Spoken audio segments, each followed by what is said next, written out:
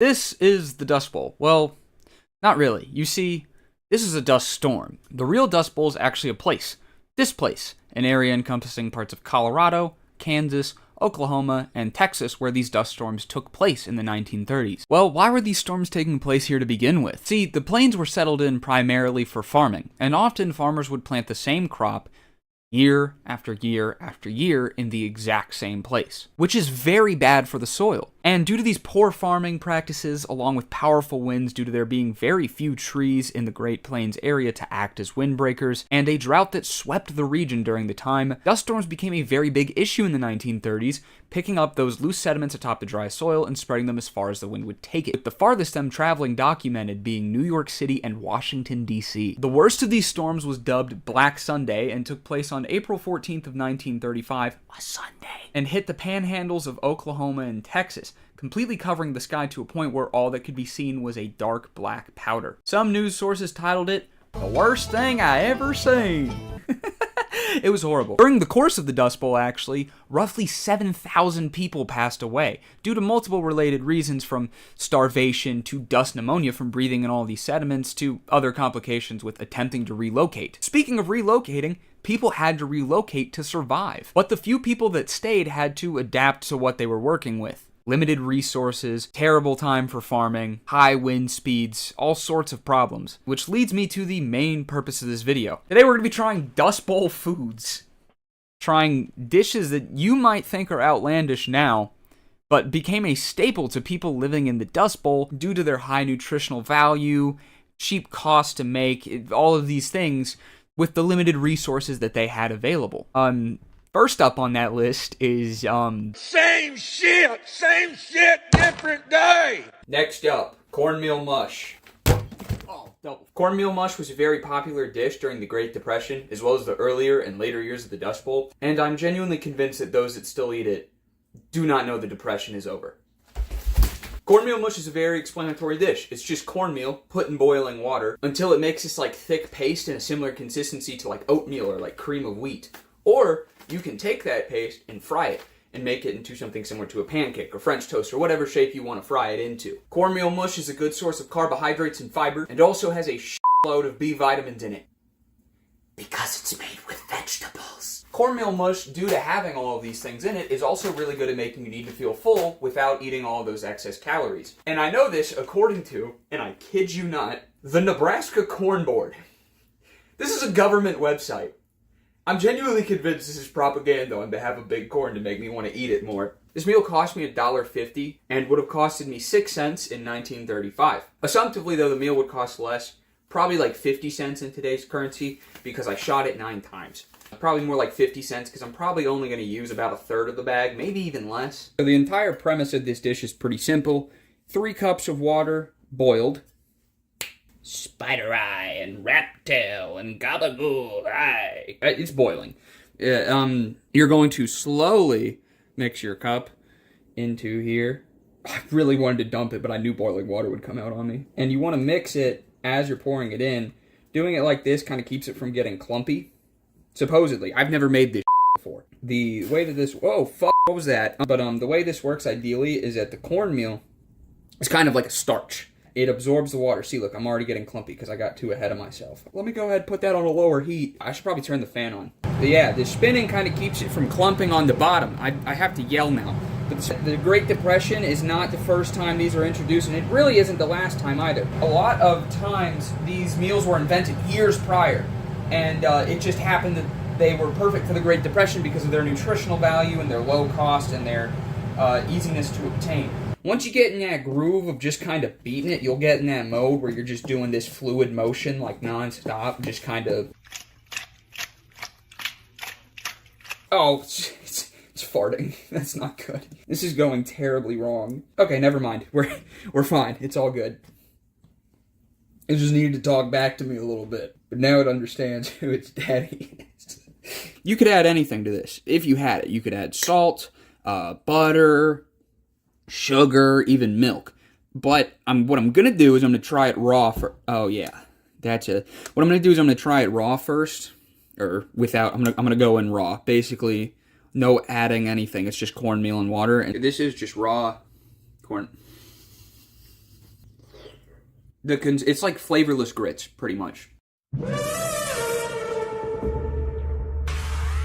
So the next meal is something called corned beef luncheon salad, and Andy Ko, the author of A Square Meal, A Culinary History of the Great Depression, documented calling it wrong in every way. Thanks, Andy. This dish is made with corned beef, peas, sweet corn, whatever other salad delights, some vinegar, some lemon juice, and gelatin. That. According to the aforementioned book and other sources, gelatin was considered a cutting-edge food back then because one could make their leftovers stretch a lot farther than they normally could. So, for the same reason, this dish is made with those leftover meats and vegetables that may have not been eaten a day or two before for a different meal. Although this recipe is pretty old, the oldest existing recipe I could find for it goes back to the 1960s in a cookbook from Betty Crocker. God bless her poor soul. We have our envelope of gelatin, and we are going to pour in our quote-unquote boiling water. You can't just pee on the sidewalk. There are a lot of people who walk on this sidewalk. Oh my God. Who have kids. I gotta stir for a little longer, I guess. Oh yeah, tablespoons of expired vinegar. It doesn't actually have to be expired. I'm just a idiot, and I didn't check beforehand to see if it was expired or not. So, hopefully I don't die from this. 1, 2! Okay, we're good. No lemon juice, but we have lime juice, and I'm just going to kind of freeball this one. Kind of stir it just a little bit more until it dissolves, and then we need to go set it in the frigerator for about 45 minutes to an hour. So, I will be back in about an hour. Alright, well, let's go ahead and make the other ingredients while we wait. We've got about 15 minutes left. Pour the corned beef into a bowl. How much corned beef? The whole thing. About a cup of the corn. Where the peas? Mushy peas. About 1 cup of the mayonnaise. You'll know, you're doing something right when it looks like shit. Jell-O has sat for about an hour, and I'm realizing now I've made too much mixture for I'm just following the recipe here, so, technically I did nothing wrong. It said to add the salad stuff afterward, but I'm gonna be honest with you, it's going in now. Like, okay, I'll see you in 2 hours. Oh my gosh, hold on.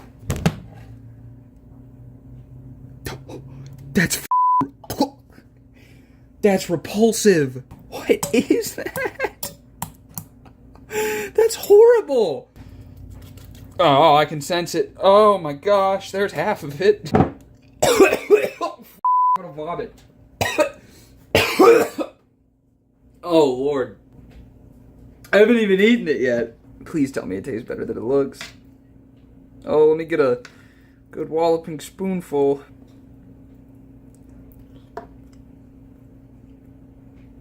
Oh, shut up, dude.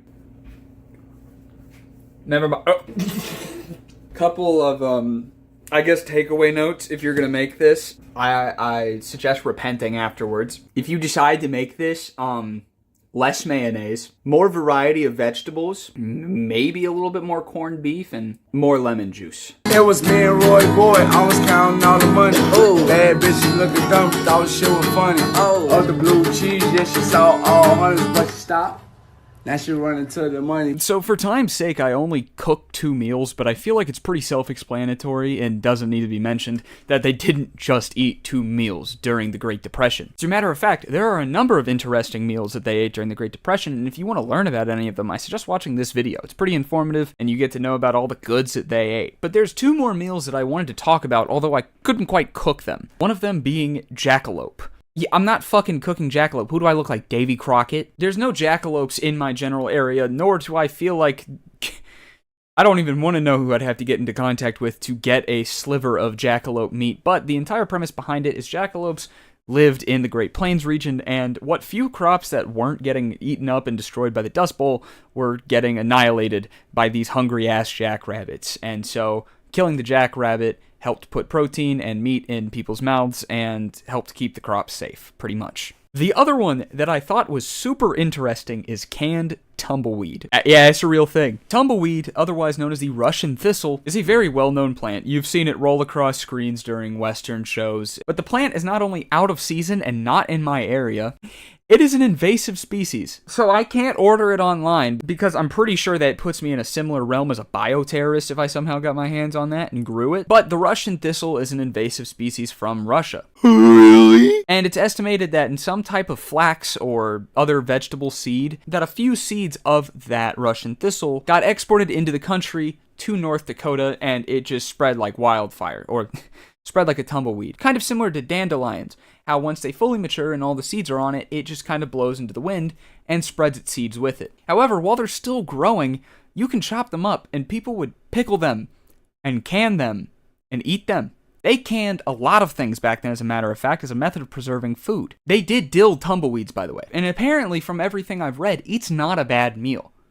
And obviously, they're cutting it up while it's growing. But I'm just imagining a tumbleweed rolling across someone's yard and someone being like, "Get it!" hunting it and bringing it home for dinner. But in the efforts of Ball, the canning company that you might know for canning drinks like Celsius Rain, as well as numerous other things, actually taught people how to can and mason jar things during the Great Depression to help people survive. People were doing so bad that the company was like, "We're going to put y'all on game for just a little bit. Come holla." Those are some pretty interesting meals I thought I would talk about that I can't cook. Anyways, I hope this video has been informative to you all, and I hope that maybe you enjoyed the video. Maybe you learned something new about the Dust Bowl and the foods that were eaten during it. That's pretty much all I have to say. Be good, people. Peace out.